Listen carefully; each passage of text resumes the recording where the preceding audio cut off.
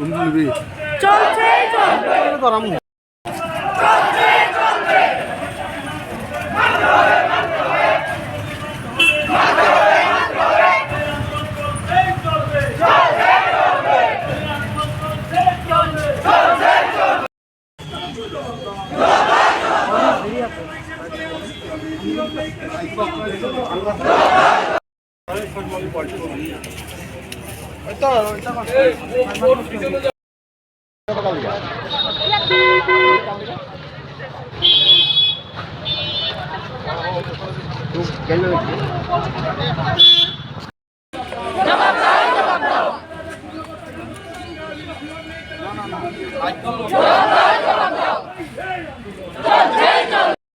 TET পরীক্ষা দিয়েছিলাম আজ 1.5 বছর অতিক্রান্ত প্রায়।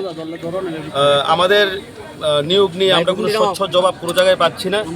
আমরা এখন পর্যন্ত এই নিয়ে আমরা প্রত্যেকেই কিছু না কিছু কাজে কর্মে ব্যস্ত থাকি। তারপরেও আমরা এই নিয়ে প্রায় 20 থেকে 25 বার রাজ্যের শিক্ষা দপ্তর থেকে শুরু করে ফাইন্যান্স মিনিস্টারের রেসিডেন্স থেকে শুরু করে মুখ্যমন্ত্রী স্যারের রেসিডেন্সে সামনে যাওয়ার চেষ্টা করেছি, কিন্তু আমাদেরকে কোনোদিন আমাদের মুখ্যমন্ত্রী স্যারের রেসিডেন্সের সামনে আসার পারমিশন দেওয়া হয়নি। আমাদেরকে কোনোদিন ফাইন্যান্স মিনিস্টারের রেসিডেন্সের সামনে যাওয়ার পারমিশনও দেওয়া হয়নি।